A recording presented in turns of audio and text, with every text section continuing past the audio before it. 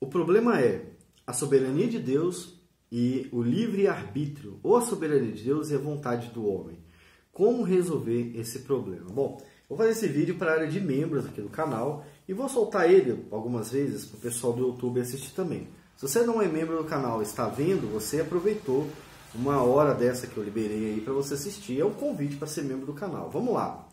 Depois de estudarmos as doutrinas da graça, algumas pessoas podem ter dúvida em relação à soberania de Deus e à liberdade do homem, porque, por um lado, nós aprendemos que Deus decreta todas as coisas, e do outro lado, nós aprendemos que nós temos, sim, alguma liberdade, nós temos o livre-arbítrio, digamos assim, Mas quando nós falamos livre-arbítrio, nós não falamos do livre-arbítrio que o mundo ensina, O livre-arbítrio que o arminianismo ensina, enfim, nós dizemos sobre uma liberdade condicionada. Eu quero mostrar na Bíblia essa liberdade condicionada, mas antes eu quero mostrar para vocês, eu quero lembrar os termos separadamente. Então nós temos livre-arbítrio, soberania de Deus e no meio nós temos a doutrina do senhorio de Cristo, que é a doutrina que vai juntar essas duas coisas, tá bom?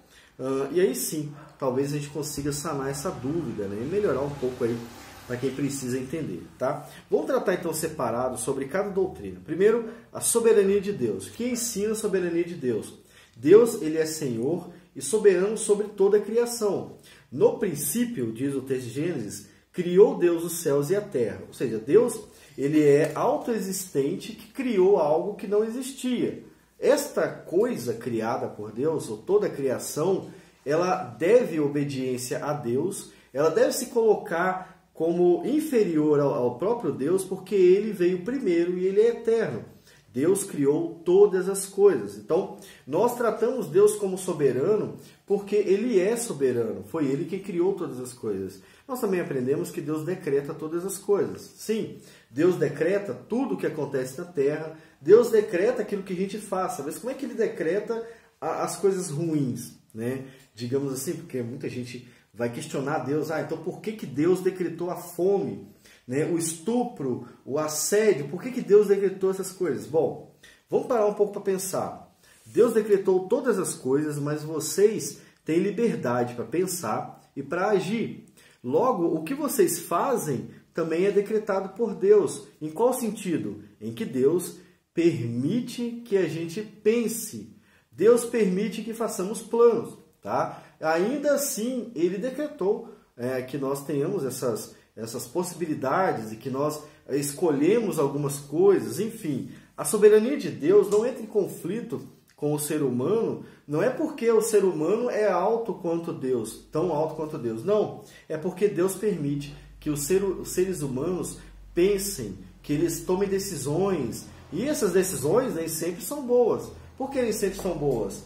Porque o pecado contaminou a mente do homem, a vontade do homem está contaminada pelo pecado. Mas Deus ainda é soberano e, na verdade, ele sempre vai ser soberano. Não tem como mudar isso, E aí nós temos a doutrina do senhorio de Cristo, que está no meio, como eu disse, que faz a ligação. O que significa a doutrina do senhorio de Cristo? Todo ser humano tem que obedecer a Deus. Não é só os crentes que têm que obedecer a Deus. Não são só os judeus. Todos os seres vivos precisam obedecer ao seu Criador. A natureza obedece ao seu Criador. O sol não brilha só porque ele é o sol. As leis que governam o planeta e o universo, elas estão obedecendo a Deus. E Deus faz com que isso aconteça, tá, irmãos? Então, todo ser que respira, digamos assim, louve ao Senhor, nesse sentido também de obediência a Deus. Os seres humanos são os únicos que têm mais dificuldade com isso. Por quê? Porque o pecado contaminou o ser humano. Mas nós ainda devemos obediência a Deus. Cristo é soberano sobre toda a criação. Ele é a autoridade sobre toda a criação. A doutrina do senhorio de Cristo vai tratar justamente isso. Nós precisamos nos colocar na nossa posição em relação a Cristo. Nós não temos autoridade como pensamos. Nós precisamos respeitar a autoridade de Cristo e obedecer a Ele. Ele é a autoridade, Ele é o cabeça da igreja. Mas não só da igreja, Ele é o cabeça de toda a criação. Por isso o pecado entrou no mundo, porque o ser humano, em algum momento, decidiu não obedecer a Deus. Então, pecado é isso, pecado é desobediência a Deus.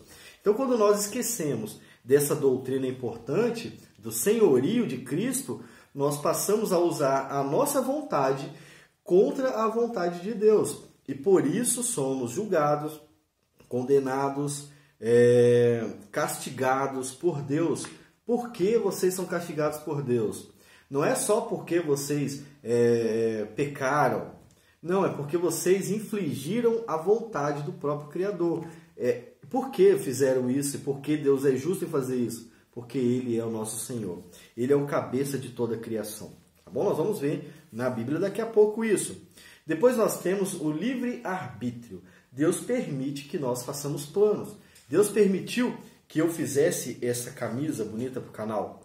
E Deus permitiu também que eu convidasse você que está vendo aí, que não é membro do canal ainda, a se inscrever no canal. Tá? Se você vai fazer isso ou não, é uma decisão sua, mas que reflete a vontade de Deus. Entende? Mas Deus permitiu essas coisas. Ó. E olha que interessante, Ele permitiu que eu fizesse isso aqui de um jeito, né? E aí eu mandei para o rapaz, sublinhado alguns textos, que o rapaz também não colocou. Ou seja, Deus permite que eles façam planos também. E isso é livre-arbítrio. Agora, o nosso livre-arbítrio não pode condicionar a vontade de Deus. Por que não pode condicionar? Porque não condiciona. É justamente porque isso não funciona, entendeu? A vontade de Deus é soberana, ela é superior a nós. É o ser humano quem tem que ser condicionado a Deus, e não Deus ao ser humano. É assim que funciona na criação. Mesmo que as pessoas não concordem, é assim. O ser humano, ele é extremamente menor, inferior do que Deus, infinitamente, diria eu. Mas, sim, nós tomamos decisões, nós pensamos em sair para trabalhar e vamos trabalhar. Se vamos chegar ou não, olha, depende do livre-arbítrio de outras pessoas, tá? Você também depende da vontade de outras pessoas. Você não pode falar assim, eu vou sair daqui de casa para trabalhar às 8 horas e vou chegar às 8h20 no meu trabalho. Quem disse? O motorista do ônibus está com vontade de fazer isso? Então, isso é livre-arbítrio. Agora, não quer dizer que você pode ser tão livre a ponto de mandar na vontade de Deus. É isso que não existe. Entende, irmãos?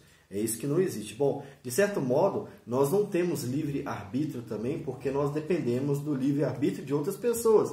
Então, se você não pode dizer uma coisa e fazer porque alguém atrapalhou, isso deixa mais do que claro que você não tem livre-arbítrio. Por exemplo, eu estou gravando esse vídeo. Eu não posso dizer que ele vai ao ar na hora que eu vou querer. Na hora que eu quero, aliás. Por quê? Existem outras pessoas entre eu e você que está assistindo. Eu queria que esse vídeo chegasse a outras pessoas que não vai chegar porque outras pessoas não deixaram chegar. Olha aí o livre-arbítrio, hein? Então não basta querer. Não basta querer e tentar fazer. Né? Existe um monte de processo que atrapalha e que mostra que nós não temos livre-arbítrio. Agora eu posso garantir que esse vídeo chegou a todas as pessoas que Deus quis que chegasse. Entende? Porque foi a vontade de Deus. A vontade de Deus vai ser cumprida. Ele vai fazer o que precisar para que a sua vontade seja cumprida. Então tratamos da soberania de Deus, da doutrina do senhorio. Todo ser humano está condicionado a Deus, tá? Seja para condenação ou para salvação, ele está condicionado a Deus. E nós temos sim livre-arbítrio, não como o mundo ensina, mas nós temos livre-arbítrio de certa forma bem limitada, muito mais limitada do que parece. Mas nós temos alguma escolha sim. Agora vamos ver no texto, né? Vamos ver no texto lá de 2 Pedro, capítulo 1, do 1 ao 3. Está uma ventania aqui. E essa ventania me ensina que eu também não tenho livre-arbítrio em relação à própria natureza. Porque quem é que movimenta a natureza? É o próprio Deus. E não sou eu também. Então eu dependo até da natureza para fazer as coisas. Nós somos mais limitados do que queremos às vezes, tá, irmãos? Nós somos mais limitados do que pensamos às vezes. Achamos que somos limitados, não somos. Eu não posso garantir que esse vídeo vai para o ar. Eu nem sei se ele vai. Se ele for, na verdade, foi a vontade de Deus. Não exatamente a minha vontade, mas a dele. Tanto que eu já gravei umas 4 vezes esse vídeo aqui. Vamos ler o texto de Pedro. Olha como é que Pedro pensa a respeito do livre-arbítrio dele e da soberania de Deus. Ele começa assim: Simão Pedro, servo e apóstolo de Jesus Cristo, aos que conosco alcançaram fé igualmente preciosa pela justiça do nosso Deus e Salvador Jesus Cristo. Calma. Nós temos dois elementos aqui. Simão Pedro, servo e apóstolo de Jesus Cristo. Ou seja, Pedro não tinha nenhuma autoridade. Ele era só um servo. Ele era alguém que fazia algo para Jesus. Ele era alguém que era condicionado à vontade de Jesus. Um servo não tem autoridade sobre o seu chefe. Tá, irmãos? O servo, os escravos nunca tiveram autoridade. Na época de Pedro, a escravidão era um pouco diferente da nossa. Era um pouco diferente da nossa e da de 1500 que vocês veem na escola.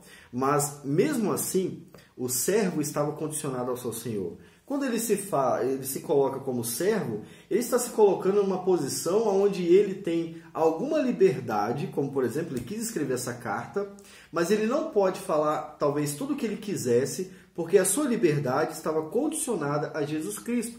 Ou seja, soberania de Jesus, né, e a liberdade de Pedro. Então, Cristo domina a nossa liberdade. Nós não podemos fazer tudo. E se tentarmos fazer tudo, somos castigados. Isso mostra que nós somos servos de Deus. E não mandantes de Deus. E não patrão de Deus. Nós somos servos. Então, entenda que cada palavra tem um significado muito profundo aqui. Simão Pedro, servo de Deus. E quando ele fala apóstolo, ele não está falando um título de soberania humana, não. O apóstolo era o missionário. Era o cara que ia ensinar. Então, vamos colocar as palavras que cabem na nossa época. Simão Pedro, funcionário e enviado de Jesus Cristo. É isso, tá? Não é funcionário o melhor termo, mas eu vou colocar funcionário. Simão Pedro, escravo, enviado por Jesus Cristo e de Jesus Cristo, seria o termo certo. Onde está o livre-arbítrio de Pedro aqui? Totalmente condicionado à vontade de Deus. É assim que funciona, tá bom? E aí ele vai colocar mais pessoas agora. Aos que conosco alcançaram fé igualmente preciosa. Opa, nós alcançamos alguma coisa? Como que alcançamos alguma coisa? Isso envolve a escolha humana? Também envolve a escolha humana. Nós escolhemos a Cristo, sim. Né? Por quê? Estávamos mortos, Cristo nos deu vida e agora podemos escolher a salvação. E escolhemos a salvação. Não é que nós podemos não escolher a salvação, porque a gente não vai voltar mais. Né? Nós já recebemos a vida. Lembra que Paulo fala? Né? Nós estávamos mortos em nossos pecados e Ele nos deu vida. Então, como é que nós vamos escolher algo que, na verdade, já foi escolhida por nós? Mas, de fato, nós escolhemos a Deus em um certo sentido, sim. Mas escolher o contrário de Deus, depois de ter recebido a vida de Deus, não. Isso não acontece na Bíblia, tá, irmãos? Mas aqui nós temos o livre-arbítrio, digamos assim. Né? Nós alcançamos, até fica estranho também, porque na verdade o que nós alcançamos foi aquilo que Deus conquistou, que Cristo conquistou por nós. Então talvez nem é bom baixar um pouquinho a bola até a respeito da nossa salvação. Tá bom, irmãos? Por quê? Porque nós alcançamos a fé igualmente preciosa por causa da justiça do nosso Senhor, né, do nosso Deus e Salvador Jesus Cristo. Ou seja, ainda que o pregador perguntou lá, quem aceita Jesus vem aqui na frente. Ainda que você tenha tomado essa decisão e ido até a frente, esta no fundo não é uma obra sua, é uma obra de Cristo. Então, no fundo, também não foi você que escolheu. E Pedro está falando isso, né? Ele está se colocando no lugar dele. Nós deveríamos fazer como Pedro, nos colocar no nosso lugar. A soberania de Deus e a nossa vontade. A nossa vontade, ela é escrava da vontade de Deus. Se não for assim, ela é escrava do mundo, né? Mas, dessa forma, não seríamos cristãos. O cristão que é escravo do mundo não é cristão. É só ler Romanos 3, 4, 5, 6 e 7, vocês vão aprender tudo isso lá. Graça e paz vos sejam multiplicadas pelo conhecimento de Deus. Ou seja, se a graça e a paz é multiplicada pelo conhecimento, ela é multiplicada por algo que eu também posso fazer nesse caso. O que eu posso fazer? Buscar o conhecimento de Deus. Mas olha de novo, a vontade do homem é escrava da vontade de Deus. Você não vai ser agraciado porque você quer ser agraciado. Você não vai buscar a vontade de Deus. Se você fizer isso, você é muito inocente. Você não vai começar a ler a Bíblia agora só porque você quer que Deus te abençoe. Não vai funcionar. Não vai funcionar. Agora, pelo conhecimento da vontade de Deus, nós somos abençoados por Deus. É algo que nós fazemos, mesmo que é o Espírito Santo que nos leva a fazer, mas é algo que nós fazemos, tá? Então, graça e paz sejam multiplicadas pelo conhecimento. Não adianta ter uma Bíblia e achar que você tem o conhecimento de Deus. Não adianta ter uma biblioteca e achar, nossa, agora eu sou o teólogo top. Não. É indo atrás dessa informação. É indo atrás desse conhecimento. E isso é algo que nós vamos fazer. Tá? É claro, o Espírito Santo vai nos impulsionar a fazer isso. E fazendo isso, seremos abençoados por Deus. Veja que agora entra a vontade do homem. Qual vontade? A vontade de buscar o conhecimento de Deus e de Jesus Cristo, nosso Senhor, como está no final do versículo 2. Versículo 3. Visto que com o seu divino poder nos deu tudo que diz respeito à vida e à piedade. Novamente, a soberania de Deus e a vontade do homem trabalhando juntas aqui. Dizer que está trabalhando junta ainda é exagero, porque na verdade Deus nos deu para isso, ou seja, então a vontade dele veio primeiro, ele nos dá, e aí nós usamos isso para a sua própria glória, mas isso não é livre-arbítrio também, porque você não vai usar isso para a sua glória, mas para a glória de Deus, você não vai usar isso para fazer a sua vontade, mas a vontade de Deus, ou seja, o livre-arbítrio do homem está condicionado à vontade de Deus nesse caso. Deus nos deu tudo o que diz respeito a isso. Ou seja, Deus deu tudo para que vocês vivam de forma piedosa, para que vocês vivam de verdade, né? Deus deu para que vocês façam isso. Aqueles que não buscam e não fazem isso não foram alcançados pela graça de Deus. Lógico, essas pessoas estão condenadas. Elas precisam de Deus para poder fazer isso. Agora que nós temos, nós fazemos isso. E nós conseguimos fazer isso porque algo foi feito antes. Então, ainda assim, dizer que você tem livre-arbítrio é outro exagero. Porque no fundo, foi Deus quem fez isso por você. Se Deus não tivesse nos dado tudo o que diz respeito à vida e à piedade, como está no versículo 3, nós continuaríamos perdidos em nossos pecados. Mas por que Deus fez isso por nós? Porque Ele nos salvou e nos deu um caminho e ensinou a caminhar, nós podemos usar a nossa vontade para caminhar. Mas se eu estou usando a minha vontade para fazer a vontade de Deus, então eu não estou fazendo a minha vontade. Não é a minha vontade, eu estou fazendo a vontade do próprio Deus. Isto é muito interessante e é importante, porque lá em Ezequiel nós temos uma informação muito importante que eu sempre uso. E por que eu sempre uso? Porque é o ponto mais fácil de entender. Lá em Ezequiel 36, nós temos uma informação que acaba com essa briga a respeito da soberania de Deus e do livre-arbítrio do homem. Então, se você quiser, abre Ezequiel 36. Vamos ver aqui, ó. Ezequiel 36, versículo 21, se não me engano. Deixa eu ver. 21, versículo 24. Vamos ver o versículo 24. A soberania de Deus e a vontade humana. 24, Deus falando: e vos tomarei dentre os gentios. A soberania de Deus é que faz com que isso seja possível. Não apenas que seja possível, Ele faz isso. E vos tomarei dentre os gentios e vos congregarei de todas as terras e vos trarei para a vossa terra. Isso acontece com a propagação do Evangelho de Deus pelo mundo. A terra prometida sempre foi o reino de Deus. É claro, no Egito eles procuraram a terra prometida, que manava leite e mel, mas ela era um símbolo do que algo que viria a acontecer. Um símbolo ainda imperfeito, porque eles nunca alcançaram, mas a graça de Deus fez com que nós fôssemos retirados do mundo e transportados para o reino de luz, que Pedro vai falar também. Né? Então isso também é a vontade de Deus. Então, cadê o seu livre-arbítrio? Né? Então, aspergirei, versículo 25, água pura sobre vós, e ficareis purificados. Então você aceitou Jesus e creu em Jesus, beleza, mas você foi purificado, né? Isso faz com que a gente seja perdoado, seja salvo. Por quê? Porque Deus fez isso em você. É isso que Ezequiel está dizendo. Né? E nós ficamos purificados de todas as nossas imundícies, nossos pecados, e de todos os nossos ídolos, Ele nos purificou. Ou seja, isso também não é a vontade do homem fazendo, mas a vontade de Deus. Versículo 26, e dar-vos-ei um coração novo. Nós ganhamos um coração novo quando cremos em Jesus. Esta é a mudança que tem que acontecer. E porei dentro de vocês um espírito novo. E tirarei da vossa carne o coração de pedra, versículo 26 ainda, e vos darei um coração de carne. É uma operação de Deus em nós.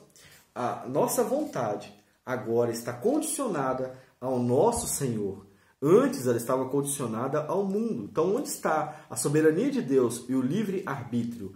A soberania de Deus e o livre-arbítrio, antes de sermos salvos, dizia o seguinte: vocês serão condenados, porque eu estou exigindo obediência e vocês não obedecem. Esta é a soberania de Deus e o livre-arbítrio antes da nossa salvação. Agora, quando nós somos salvos, a soberania de Deus está dizendo: eu salvei vocês, eu remi vocês, eu mudei vocês, por isso agora vocês são meus. Vocês vão me obedecer a partir de agora. Esta é a vontade do homem salvo. É assim que acontece. Deus manda e nós obedecemos. É assim que acontece. Então, ficou claro agora? Ficou fácil de entender, né? Versículo 28. E porei dentro de vós o meu espírito. Esse é o ponto mais importante do texto. E porei dentro de vós o meu espírito. Novamente a soberania de Deus, fazendo algo para que o homem faça alguma coisa. Porei dentro de vós o meu espírito e farei que andeis. As duas afirmações, a soberania de Deus e farei. Deus falando, eu vou fazer vocês andarem. Ficou mais claro agora? Eu farei com que vocês andem. Não, a sua vontade agora é andar, porque Deus está fazendo isso o tempo todo em você. É claro, Ele permite ainda que nós tomemos decisões.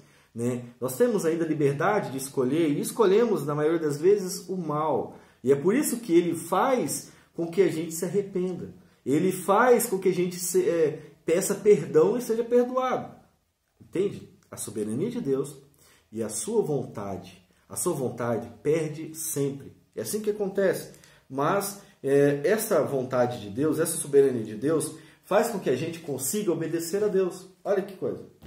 O versículo 27. E fareis que andeis nos meus estatutos e guardeis os meus juízos e os observeis. A nossa vontade em obedecer a Deus não acontece porque nós temos livre-arbítrio. Não, não exatamente.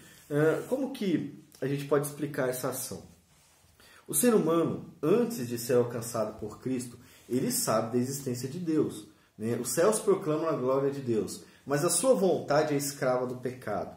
Ele deseja essa escravidão. Não é que ele é inocente. Ele não é inocente porque o mundo prendeu ele. Não. Ele deseja o mundo. Ele anseia o pecado. É Deus quem muda o homem. Deus converte esse homem e isso muda a sua vontade. A sua vontade agora é para o bem, porque Deus te converteu. Soberania de Deus, liberdade humana. A liberdade do homem está sempre condicionada ao seu Senhor. Agora a gente volta lá para Pedro, né?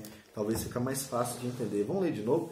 2 Pedro, capítulo 1, versículo 1 ao 3.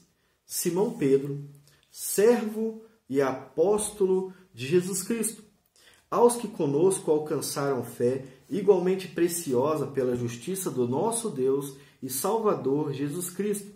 Graça e paz vos sejam multiplicadas pelo conhecimento de Deus e de Jesus nosso Senhor, visto como o seu divino poder nos deu tudo o que diz respeito à vida e piedade, pelo conhecimento daquele que nos chamou pela sua glória e virtude, pelas quais ele nos tem dado grandíssimas e preciosas promessas, para que, por elas, fiqueis participantes da natureza divina, havendo escapado da corrupção que pela concupiscência há no mundo. Espero que você tenha entendido a relação que há entre a sua vontade, você que é cristão, e a soberania de Deus. Qualquer dúvida, coloque aqui nos comentários que a gente vai respondendo. Bom, vou fechando minha biblinha por aqui, né? Fique com Deus e até o próximo vídeo aqui no canal Palavras em Chamas.